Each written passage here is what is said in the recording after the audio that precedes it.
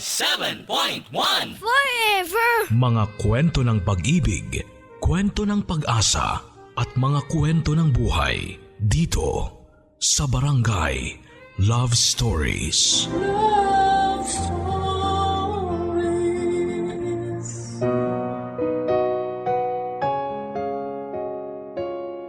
Walang perpektong pamilya at lahat sa atin ay nagkakamali. Kaya nga dapat araw-araw nagsisikap tayo sa buhay upang bumawi o di kaya'y may tama ang mga kamaliang yon. Nang sa ganon ay hindi namamayani sa ating sambahayan ng puot at hinanakit. Ganyan ang eksaktong pinagdaanan ni Erin sa tampok niyang storya sa ating programa ngayong araw. Sa kanyang salaysay, ibabahagi niya sa atin ang mga hirap at pagsubok na pinagdaanan niya sa mismong tao na kinilala niyang ina. Handa ka na bang makarelate sa kanya? Alamin natin yan sa kwento ng pag-ibig, buhay at pag-asa sa nangungunang Barangay Love Stories. Dear Papa Dudut, itago niyo na lamang po ako sa pangalang Erin, 32 years old at taga Novaliches, Quezon City. Avid listener na po talaga ako ng Barangay Love Stories at ilang beses na rin po akong nag-send sa email ninyo ng life story ko. Umaasa po ako na sana ay mapili niyo po itong itampok sa programa ninyo para kapulutan ng aral at inspirasyon ng ibang tao. Papadudot, masasabi ko po na hindi madali ang pinagdaanan ko noong kabataan ko. Kung maisa sa teleserye nga ang storya ng buhay ko, panigurado na sobrang drama po noon. Ngunit sa kabila ng lahat, tinulungan pa rin ako ng may kapal na malampasan ang mabibigat na pagsubok na ibinabato sa akin simula pa lang noong 10 taong gulang ako. Papadudot, lumaki naman po ako na merong kinamulatang nanay at tatay sa bahay namin. Meron din po akong dalawang nakababatang kapatid dahil ako po ang panganay. Mabait po si Tatay David sa akin, Papadudot, pero iba ang trato sa akin ng Nanay Marinel ko habang lumalaki ako. Buong akala ko ay hindi lang talaga niya ako paborito. Hindi niyo po ako masisisi sa tuwing nag-aaway kami ng mga kapatid ko ay palaging sila po ang kinakampihan niya na para bang wala siyang pakialam sa mararamdaman ko. Akala ko ay masasanay na lamang ako pero lagi ko pong tinatanong sa sarili ko kung bakit minsan pakiramdam ko ay hindi niya ako anak tulad ng mga kapatid ko.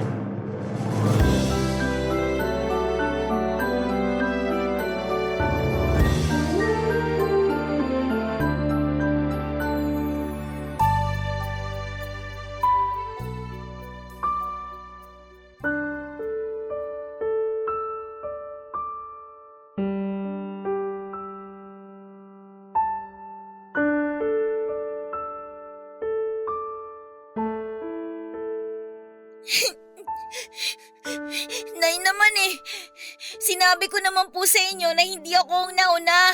Gumanti lang po ako kasi masakit yung kurot ng kapatid ko sa akin Tingnan nyo bumakat pa nga yung kuko niya sa balat ko. Wala akong pakialam kahit magdugo pa yung kinurot ko sa'yo, Erin. Ang punto rito, bakit mo pinatulan ng kapatid mo? Hindi po ba kayo nakikinig, Nay? Sabi ko siya po yung nauna. Gumanti lang po ako. Kahit na! Ikaw pa rin ang matanda. Dapat ikaw ang marunong umunawa. Ewan ko ba naman sa'yo kung bakit ganyan ka mag-isip? Tulingan ka ate tapos napakaisip bata mo pa? Marinel! Bakit mo sinasaktan si Erin? Hoy, Erin!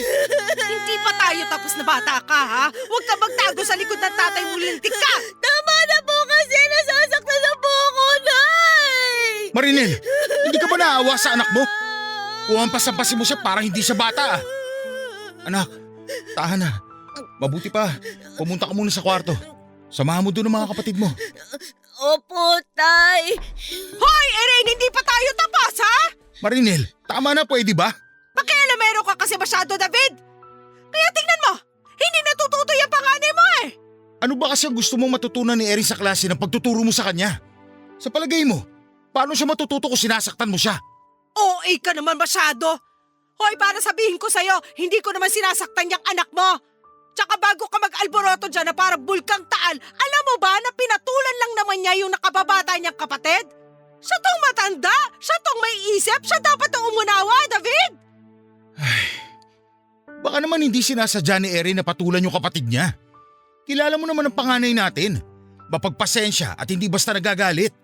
Sana pinagsabihan mo na lang imbis na pinalo mo, mahal. Ganun ang tamang pangangaral sa mga bata. Huwag mo nga akong tawaging mahal dyan. Naaalipad paran ako sa'yo.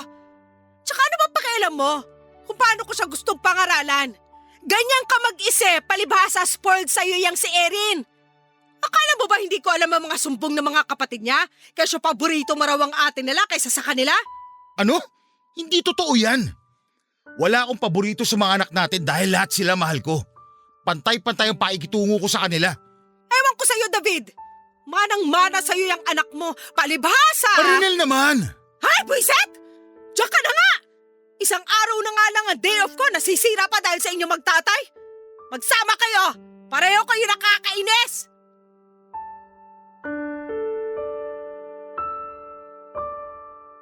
Papadudot, hindi lang po yun yung pagkakataon na masasabi kong parang ang unfair ni nanay sa akin, kundi marami pa po. Halimbawa, kapag binibilhan niya kami ng mga gamit sa school o personal na gamit. Palagi yung sa akin ang hindi kasing ganda o kasing mahal ng mga sa kapatid ko. Minsan hindi niya na ako binibili kesyo malaki na daw ako at dapat ko raw intindihin na nagtitipid kami. Hindi naman po ako materialistic na tao, papadudot. Pero bilang bata ng mga panahon na yon ay hindi ko po mapigilang mainggit. Lalo na kapag pinagyayabang sa akin ng mga nakababata kong kapatid ang mga bago at magaganda nilang laruan at mga gamit.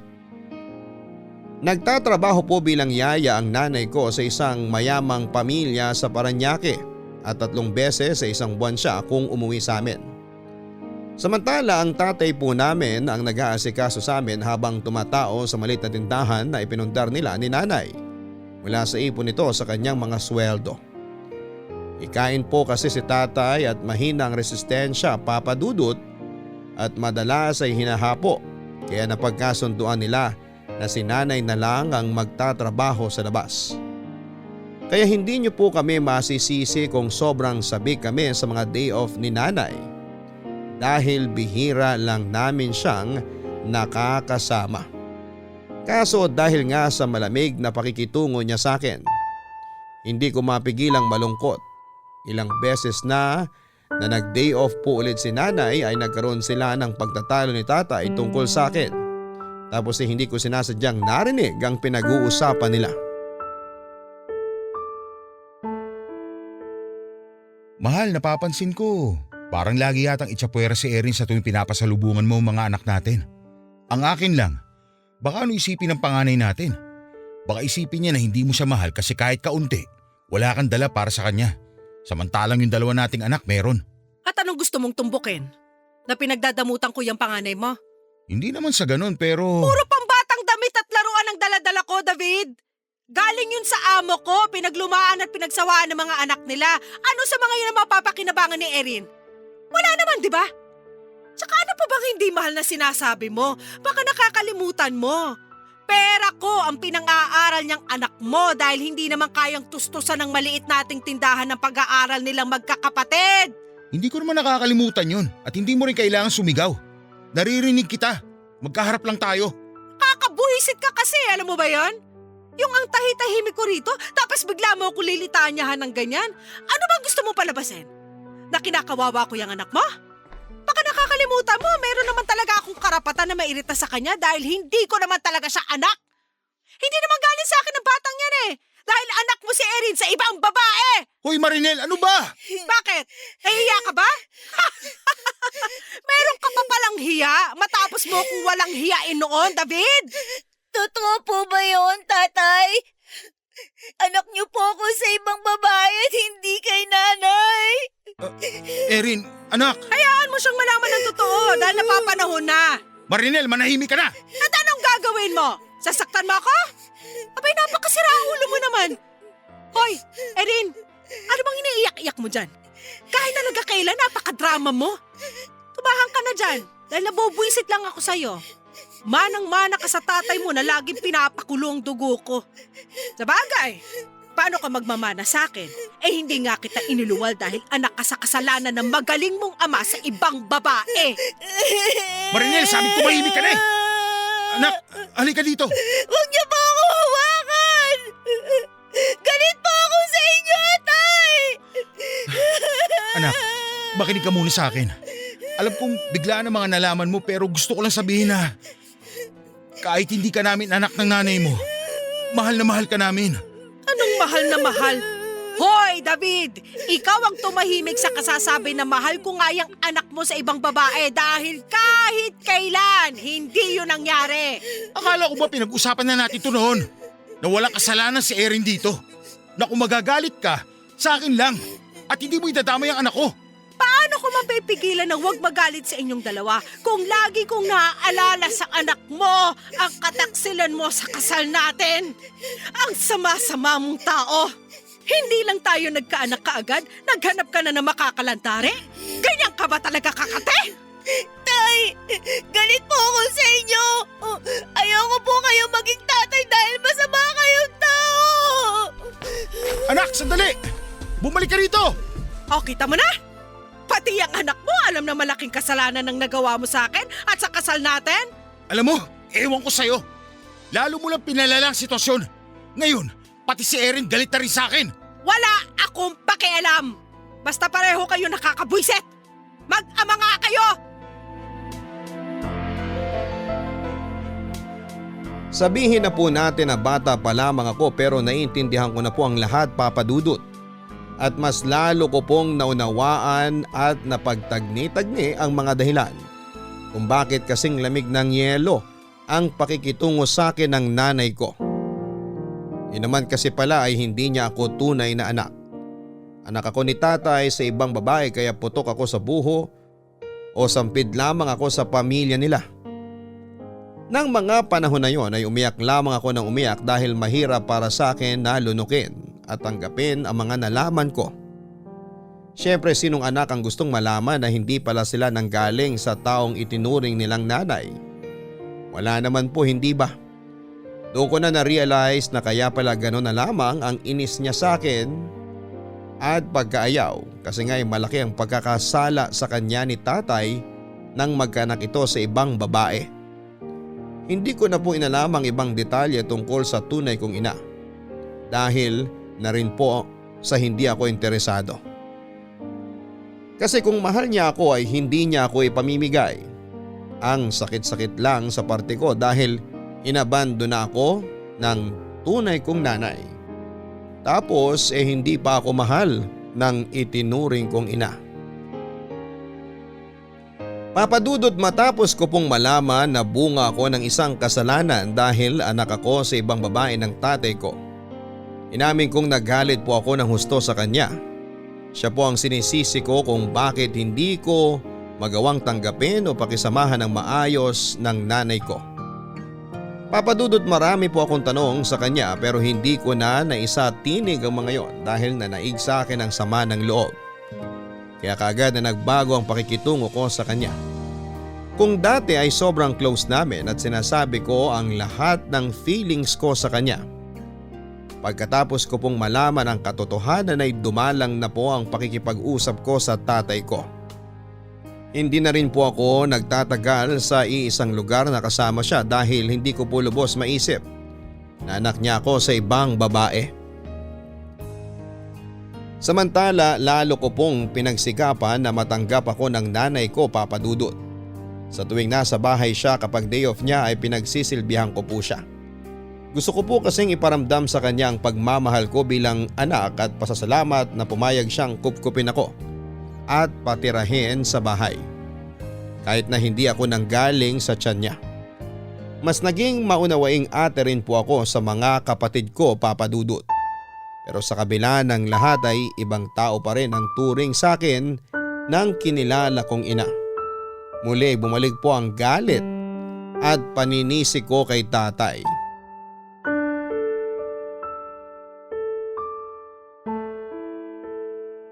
Erin anak, nagluto ko ng paborito mong ulam. Yung chicken nuggets sa tusino. Sabi ko sa mga kapatid mo, tiran ka kasi mukhang ayaw mo pang kumain. Hindi ka pa ba nagugutom? Hindi pa po, Tay. Salamat po. Dito na lang po muna ako sa tindahan natin. Ako na lang po muna ang magbabantay.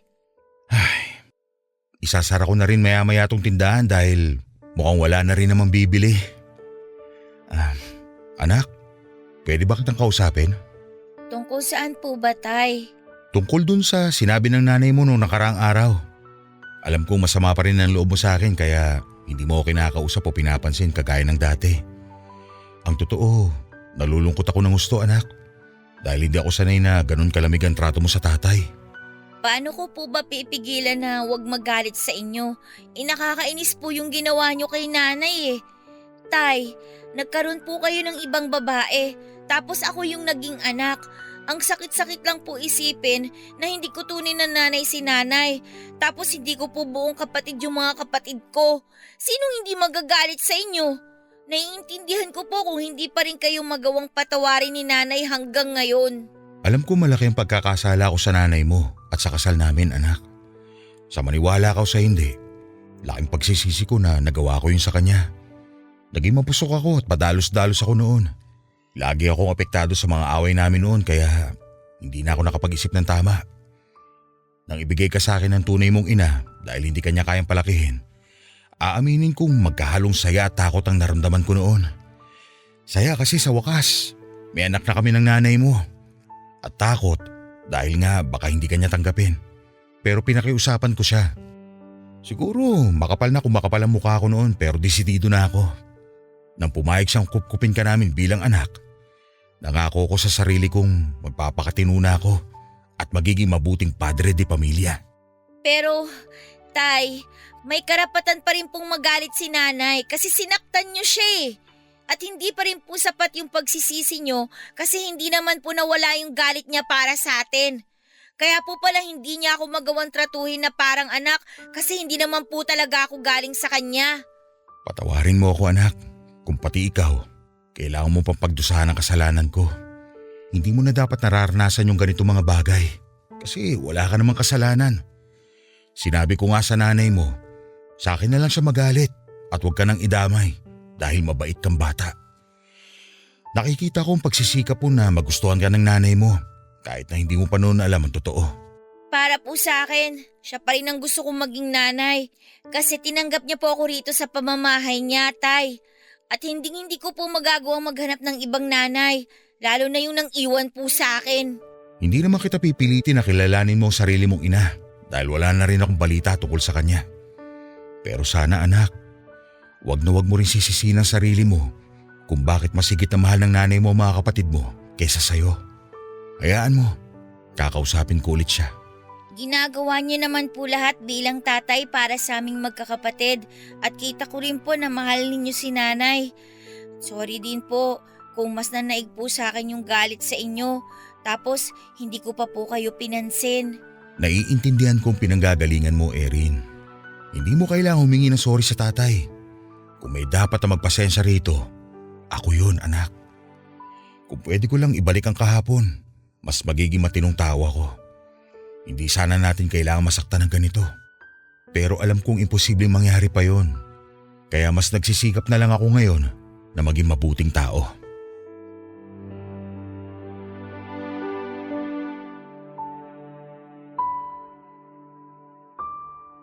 Aaminin ko Papa Dudut na tinalaban ako ng hiya matapos ang pag-uusap naming yon ni tatay.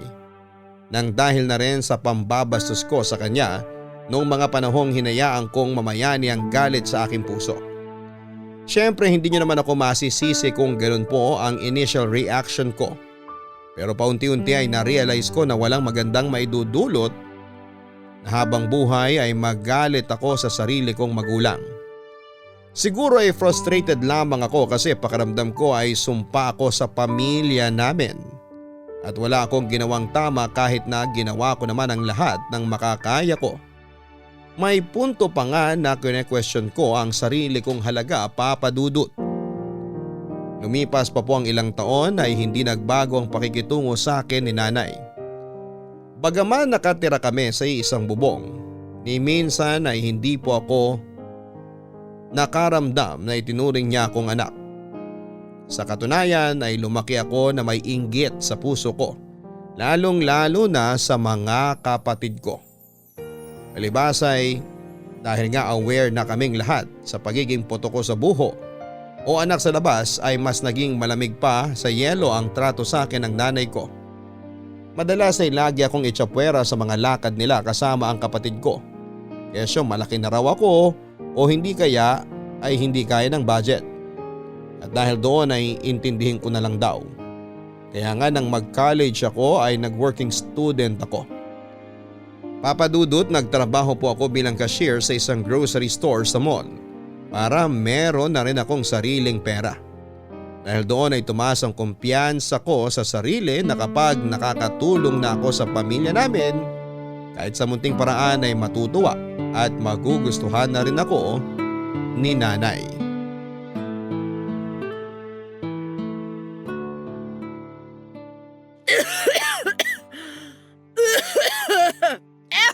Pwesting upo naman to. Tapos sasabayan pa ng sakit ng tuhod ko. O Nay, mukhang masama na yung ubo mo ha. Ayos ka lang ba? Hetong tubig, Nay. Ayoko nga niyan! Hindi ko yung kailangan! Ay! Bakit ba kasi sa dinami-rami ng tao sa pamamahay na to, ikaw agad ang makikita ko, Erin? Pwede ba? Lumayo-layo ka nga! Nakaalibad pa rin ako sa'yo? Nay, bakit po ba kayo nagagalit sa akin? Hindi niyo na po kailangan sumigaw dahil baka magising ang mga kapatid ko. Wala akong pakialam. Pati ba pag sigaw bawal na rin sa bahay na to? Baka nakakalimutan mo. Pamamahay ko to. Sampid ka lang dito! Nay, huwag niyo naman pong sabihin yan oh. Anong wag sabihin? Alam mo, ayos ka rin eh. Kala mo ba hindi ko napapansin na sumisip-sip ka sa akin? Masyado kang pabida. Akala mo naman magkakaroon ako ng amor sa'yo. Masaya lang po talaga ako na asikasuhin kayo. Kaya sana huwag niyo naman pong masamain. Concern po ako sa inyo kasi para po sa akin, kayo na po ang nanay ko. Sa katunayan po, ayun po oh, nakapagluto na ako ng almusal at nakapaghain na rin po. Yan bang pinagmamalaki mo? Akala mo ba makukuha mo ang loob ko sa pagganyan-ganyan mo? Pwes nagkakamali ka. Malay ko bang nilagyan mo ng laso niyang niluto mo para mamatay na ako? Nay naman, bakit ko naman po yun gagawin? Hindi ko po yun magagawa sa taong tumanggap sa akin at nagpalaki. Ay nako! Huwag mo nga akong tramahan dyan. Umagang-umaga, Erin, kung anong pinagsasasabi mo? Bakit ang aga-aga naririnig ko nagagalit ka, Marinel? May problema ba kayo ni Erin? Aba, yan talaga agad ang tanong mo, David. Wala pa man lang pa-good morning. Tay, wala po kaming problema ni nanay. Nag-uusap lang po kami. Ang sabi ko po sa kanya, nakapagluto at nakapaghain na po ako ng almusal natin. At sinabi ko rin na ayokong kainin yon kasi baka nilagyan niya ng lason.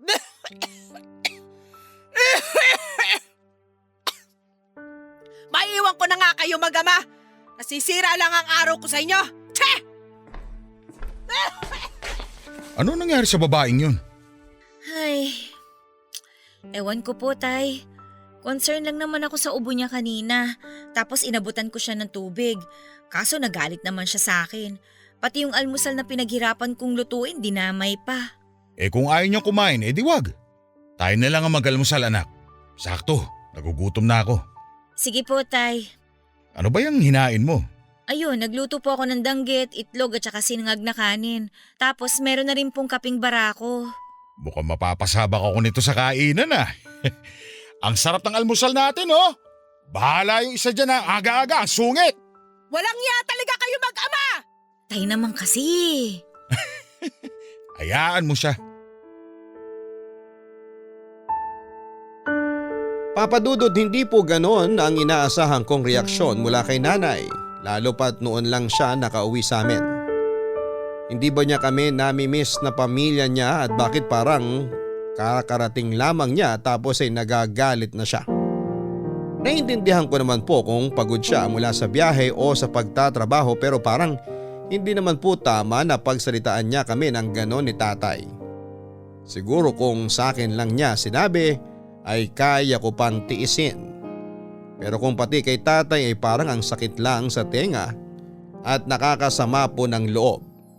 Pero dahil nga maunawain ng tatay ko, Papa Dudut, gano'n na lamang din ang ginawa ko. Inintindi ko na lamang si nanay pati na rin ang mga sentimiento niya. Dahil po hindi nakapag-day off si nanay noong araw na dapat ay umuwi siya sa amin ay naging 2 araw ang pananatili niya sa bahay. Pero hindi niya po ako masyadong pinapansin noon at tanging ang mga kapatid ko lamang ang kinakausap niya.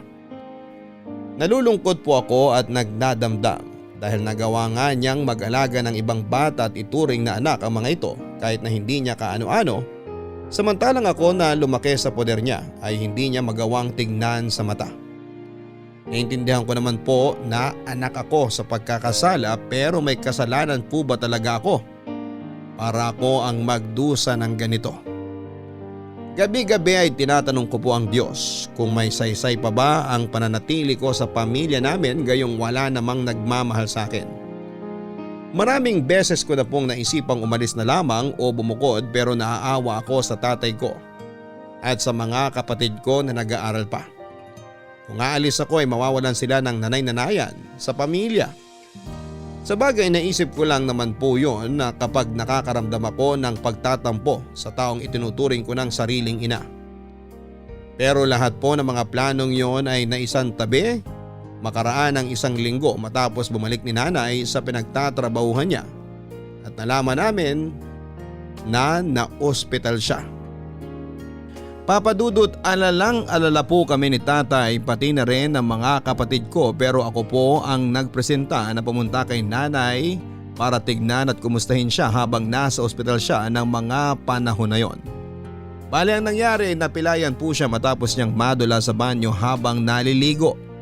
Pero noong nasa ospital siya ay ipina-check up na rin po namin ang lumalala niyang ubo at doon ay nadiskubre na may pulmonya siya. Papa Dudut, awang-awa po ako sa nanay ko. Lalo na noong mga panahon na nakaratay siya sa hospital bed. Mas madalas kasi siyang aburido at mainit ang ulo kesyo hindi siya sanay na walang ginagawa. Nanatili siya sa ospital ng 1 linggo at habang ginagamot ang pulmonya niya.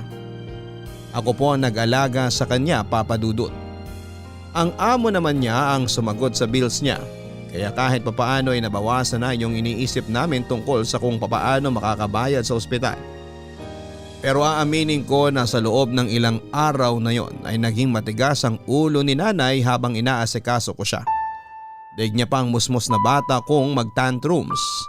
Makita pa lamang niya ako sa tabi niya sa tuwing gumigising siya, Papa Dudut. Pinagpapasensyahan ko lamang siya at inuunawa dahil nga may dinaramdam siya ng mga panahon na yon.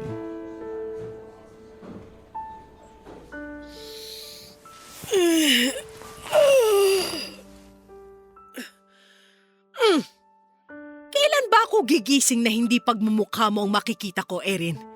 Kasi asiwang-asiwa na ako, sa totoo lang. Ay, Nay naman. Ilang araw na po ako nandito para asikasuhin at bantayan kayo. Hindi pa po ba kayo nasanay sa pagmumukha ko? Aba, sumasagot ka pa talagang lintik ka, ah. Saka sino bang may sabi na asikasuhin at bantayan mo ako rito? Hoy babae, kaya kong sarili ko. Hindi ko kailangan ng tulong mo. Nay, hanggang kailan po ba kayo magagalit sa akin? Hindi ko alam. Siguro hanggang sa kabilang buhay. Kapal din ang mukha mong questionin ako tungkol sa bagay na yan, no? Baka nakakalimutan mo. Butok sa buho ka lang. Hindi kita anak, kaya wag mo akong sasagot-sagutin, lintik ka. Hindi ko naman po yun nakakalimutan. Pero kailangan po bang palagi niyong ipamukha sa akin? Nasasaktan din po ako, Nay. Lalo na kapag sinasabi niyong hindi ako nanggaling sa inyo, na anak ako ni tatay sa kasalanan, naputok sa buho lang po ako. Totoo naman lahat ng mga sinasabi ko. Hindi ka dapat magdamdam. Kasi hindi naman ako nagsisinungaling. Hindi niyo na po ba ako matatanggap bilang anak ninyo? Nandun na po tayo sa hindi ninyo ako dinala sa tiyanyo ng 9 na buwan. Pero sa inyo na po ako lumaki at nagkaisip, Nay. Kayo na po yung kinikilala kong ina. Kahit po ba konti, wala talaga kayong pagmamahal sa akin. Ginagawa ko naman po ang lahat ng makakaya ko para magustuhan ninyo ako. Para matuwa kayo sa akin. Tinitiis ko rin po yung mga masasakit na sinasabi ninyo dahil naiintindihan ko yung pinanggagalingan ninyo. Pero napapagod din po ako, Nay. Lalo na ngayon na pinagmamalasakitan ko kayo tapos tinataboy niyo lang ako. Hindi ko naman kasi sinabi sa'yo na pagmalasakitan mo ko. Kung gusto mo, ibigay mo na lang yung awa at malasakit mo dun sa mga pulubi sa kanto kasi hindi ko naman yung kailangan. Ikaw lang naman na nagkusang pumunta rito sa ospital para kuno alagaan ako samantalang kayang-kaya ko naman kahit walang bantay. Sa lahat naman na magkakapatid, ikaw pa talaga ang dumating, nakakasuka ka. Lalo tuloy akong hindi gagaling ka agad. Ano po bang kasalanan ko? Bakit ba kayo galit na galit sa akin? Sa pagkakaalam ko kasi, wala po akong ginagawang mali, Nay. Anong walang ginagawang mali? Yung nabuo ka at yung nabuhay ka tapos yung pagdating mo sa pamilya namin ng isa sa pinakamalaking kasalanan na nagawa mo sa akin, Erin. Gusto mong malaman kung bakit hindi kita matanggap?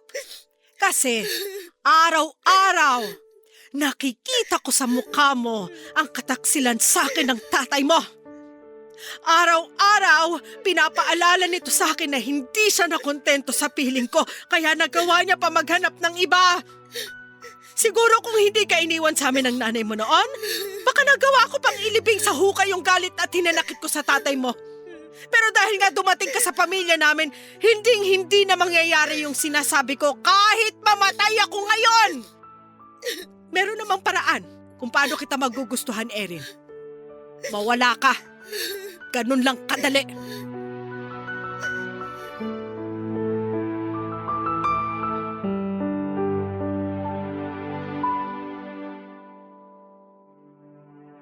Pinilit ko na lamang po na tatagan ang loob ko, Papa Dudut. Kahit matapos sabihin sa akin ni Nanay ang mga masasakit na salita na yon at iparamdam sa akin na hinding-hindi niya ako matatanggap bilang anak niya.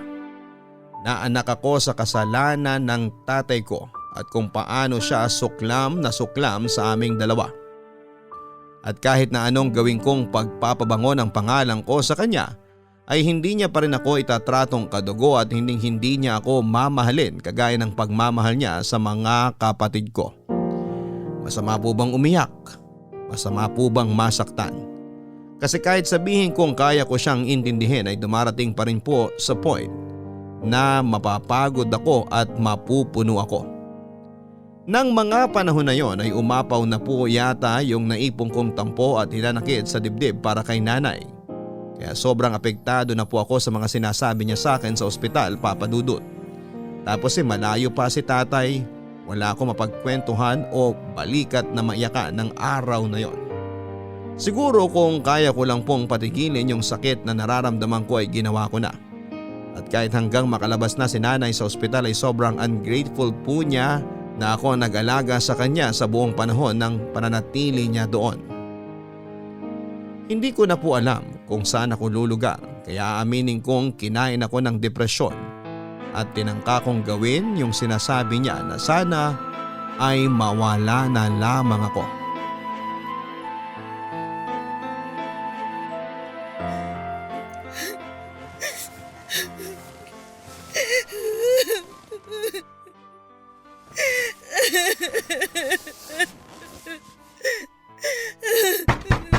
Erin, anak!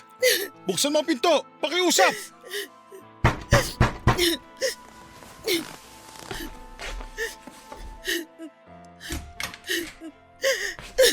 Tay, sorry po.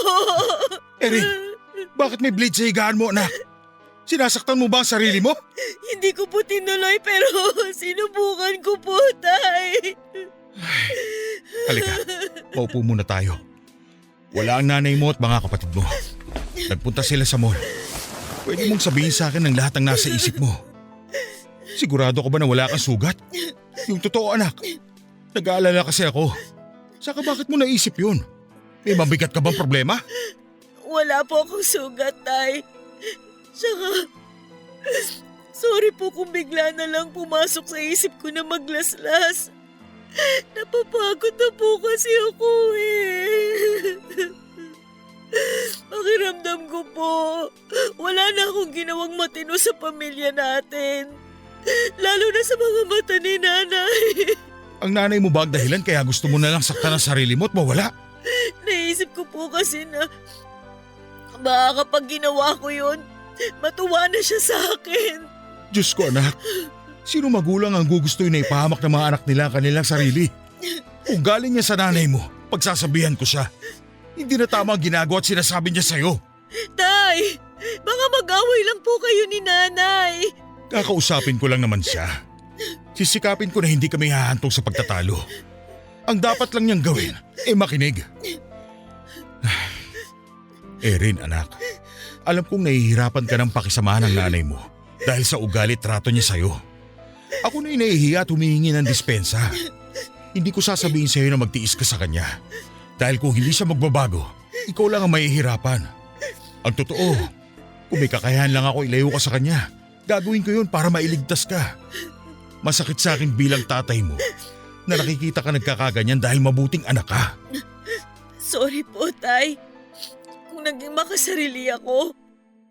Dahil sa kagustuhan ko pong ma-please si nanay, hindi ko na po kayo iniisip pati na rin ang nararamdaman nyo. Nakalimutan ko po na bukod kay nanay, meron pa po akong isang magulang. Anak, kahit kailan, hindi pagiging makasarili na gustuin mo lang na mahalin ka ng nanay mo tulad ng pagmamahal at turing niya sa mga nakababata mong kapatid. Gusto ko lang malaman mo na kung sakaling hindi adya na kapalaran na lubusan kang matanggap ni Marinel tulad ng ganap na pagpapatawad niya sa akin, palagi mong iisipin na nandito lang ako. Sandalan mo ako pag hindi mo na kaya yung bigat ng kalooban mo para hindi ka bumigay anak. Di ba tatay mo ako? Tapos sabi mo, best friend mo rin ako. Nandito lang ako anak.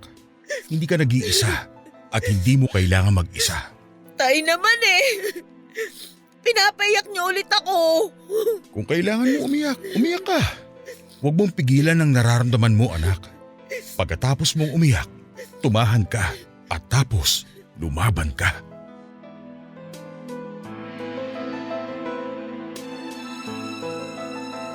Hindi po ako suicidal na tao pero masisisi niyo ba ako kung umabot ako sa point na naisip kong saktan ang sarili ko. Sobrang sakit po kasi ng nararamdaman ko na mga panahon na yon. At pakiwari ko ay mawawala lamang yon kapag sinaktan ko ang sarili ko. Pumasok din sa isipan ko na kung sakaling ang mawala na lamang ako, tulad ng gustong mangyari ni nanay ay matutuwa na kaya siya. Sa wakas ba ay matatanggap na niya ako bilang anak? Yun po ang paulit-ulit na tumatakbo sa isip ko. Papadudot kaya nga hindi na ako natakot sa Diyos o nagdalawang isip na kumuha ng blade at planuhing laslasin ang pulso ko. Pero nang dahil sa pagdating ni tatay at pag-alo sa akin ng mga panahon na yon ay natauhan po ako papadudot. At nagsisi dahil kamuntika na akong magpatianod sa tinding emosyon na nararamdaman ko. Matapos niya akong payuhan ay umiyak po ako ng umiyak sa kanya na para bang batang nagsusumbong.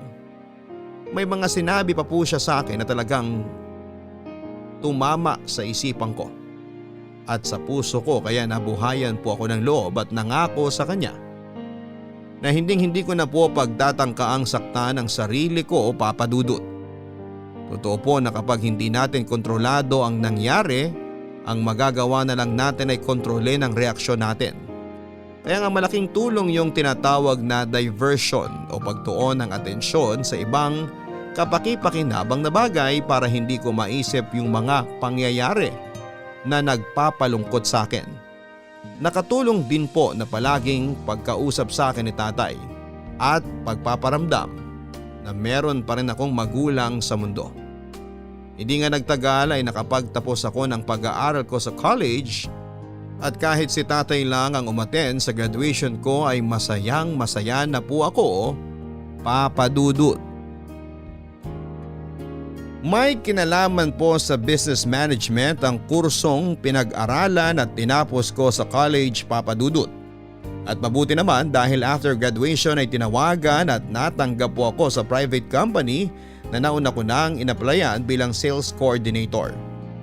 Nang ma-regular ako ay mabilis nang umusad ang career ko at pagkaraan lamang ng 1 taon ay may sarili na akong accounts. Masaya po ako dahil na-enjoy ko ng husto ang trabaho ko.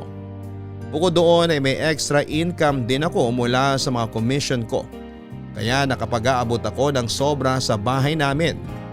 Malaking tulong po ang mga kinikita ko ng time na yon dahil tumigil na po sa pagtatrabaho si nanay dahil sa iba't ibang sakit na lumalabas sa kanyang katawan. Tulad ng ubo, rayuma at kung ano-ano pa. 2 na lamang po silang nagmamanage ni tatay ng tindahan kung saan ay namuhunan po ako para lumaki. Kaya lang papadudot kahit feeling ko ay maayos naman ang lahat ay may point pa rin po na hindi pa rin nagsasawa si nanay sa pagpaparamdam sa akin na kahit na anong gawin ko ay kulang pa rin ako at hindi magiging sapat sa pamilya namin. Lagi niyang sinasabi na responsibilidad kong ibalik sa kanya ang perang pinambili ko ng pagkain ko at pinang-aral ko noon kaya dapat ay wag daw akong magreklamo, papadudot.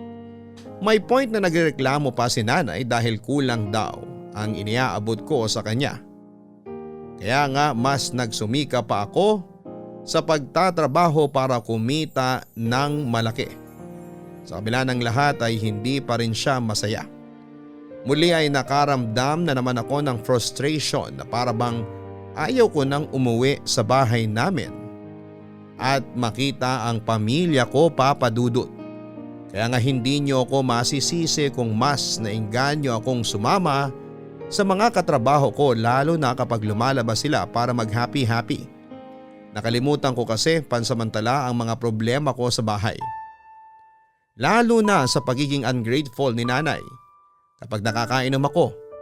Kaya lang dahil mas naging mapusok ako that time, may nangyari pong hindi ko lubos na inaasahan. Buntis ka? At nasa na magaling na ama ng anak mo? Tinakasan ka? Naglaho na lang na parang bula? Posible ba yun? Ang sabihin mo, malandi ka? Marinel, tumahimik ka nga. Aba bakit? Totoo naman ang sinasabi ko. Nasasaktan ka ba kasi malandi ang anak mo, David? Ano, Erin? Naisip mo na ba kung paano mo bubuhayan niya magiging anak mo? Ang hirap ng buhay natin. Baka nakakalimutan mo, ikaw lang ang may trabaho sa atin. Hindi naman sapat yung kita natin sa tindahan para pantustos sa pag-aaral ng mga kapatid mo, tsaka pangkain din natin sa araw-araw. Kung madadagdagan ka pa ng palamunin, mababawasan ang inaambag mo rito sa bahay natin. Nay, ganyan lang po ba ang tingin niyo sa akin? Talaga po bang tagabigay na lang ng perang silbi ko sa inyo? O ano pa bang gusto mo maging pakinabang? Pasalamat ka nga may naitutulong ka na sa bahay natin eh. Hindi katulad noon na pakain na kita, paaral pa kita.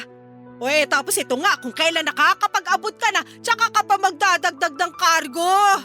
Taka! Nag-iisip ka ba talaga bago ka kumirengkeng at bumuka ka? Kasi kung oo, hindi mangyayari sa'yo yan. Haliparot ka kasi. Sinabing tumahimik ka na, Marinel eh. Hindi na nakakatulong ang mga pinagsasabi mo sa anak natin. Anak mo lang, David. Hindi ko masisikmura magkaroon ng anak na katulad ni Erin kaya mabuti na lang talaga dahil hindi siya nanggaling sa akin. At ikaw babae, alam mo kung kanino ka nagmana? Doon, sa malandi mong nanay dahil pareho kayong pakawalang babae.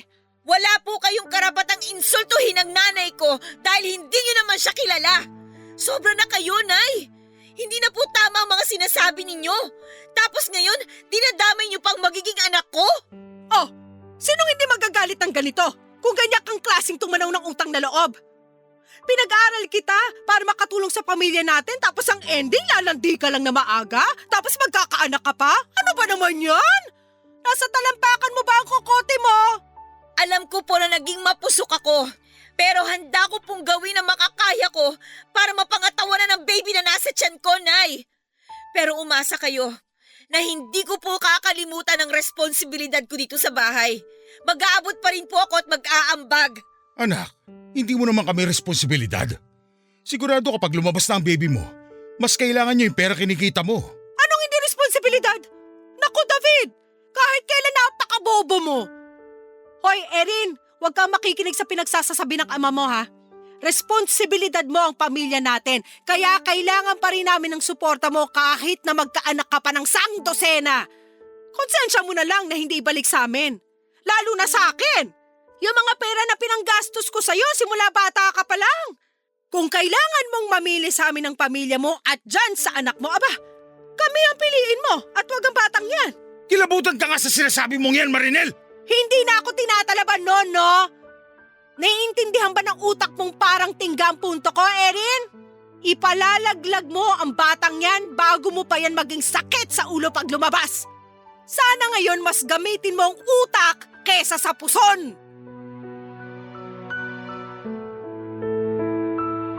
Papa Dudut, akala ko ay wala nang isasakit pa ang mga salita ni nanay sa akin, pero meron pa rin po pala.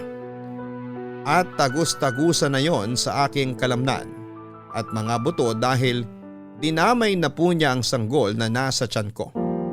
Alam ko po na naging padalos-dalos ako ng desisyon, kaya ako nabuntis nang hindi inaasahan, at ang masahol pa ay hindi rin ako pinanagutan ng tatay nito. Pero hindi ko po maatim na ipalaglag ang anak ko katulad ng gustong mangyari ni Nanay Papa Dudut.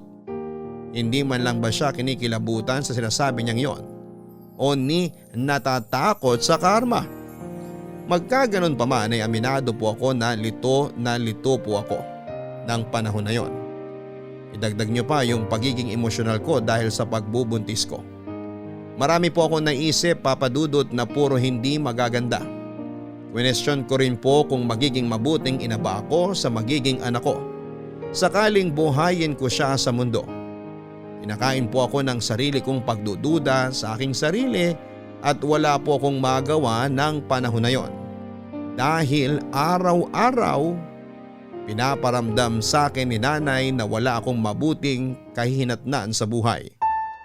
Mabuti na lang dahil nanindigan si tatay bilang magulang ko at siya po ang nag-alaga at gumabay sa akin noong mga panahong malapit na naman akong bumigay.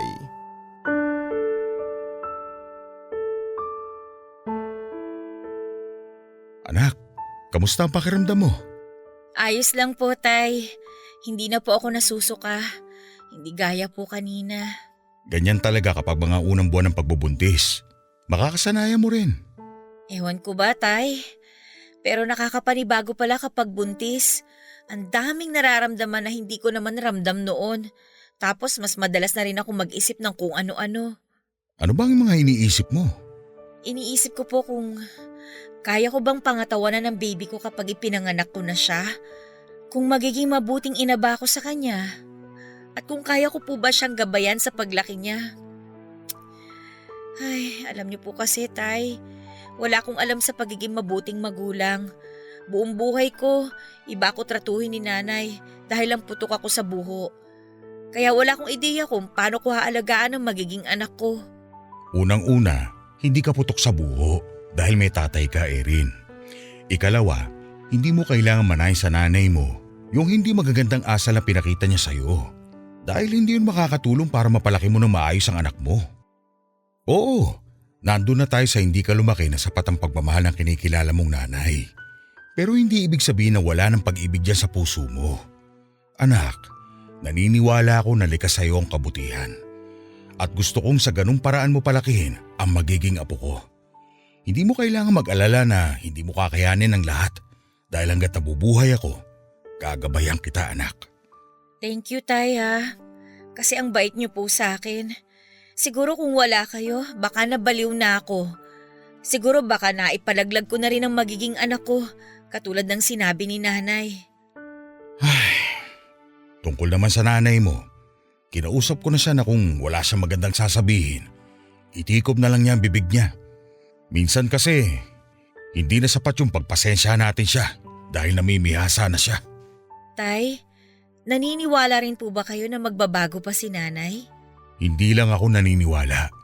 Nagtitiwala rin ako na isang araw, hipuin ang kamay ng Panginoon ang kanyang puso upang lubusan na niya ako mapatawad sa kasalanan ko sa kanya noong araw. Nang sa ganon, magbago na rin ang pananaw niya tungkol sa iyo at sa magiging anak mo. Alam ko na hindi ko masasabi kung kailan yun mangyayari. Kaya nga gabi-gabi ako nagdarasal sa Diyos na dumating na yung araw na yun. Pamilya tayo. Nasa iisang bubong tayo.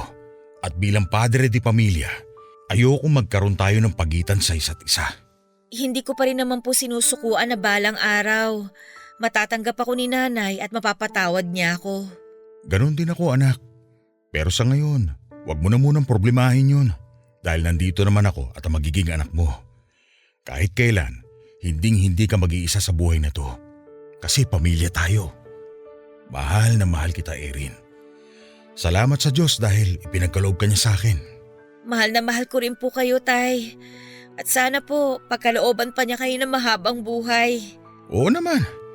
Gusto ko pang maging best lolo sa anak mo. Ako ang bahala mag-alaga sa kanya hanggang lumaki siya at magkaroon ng asawa. Grabe. Wala pa nga po si baby, asawa na. Joke lang naman. Ikaw hindi ka na mabiro. Apo, napakaseryoso nitong nanay mo, no?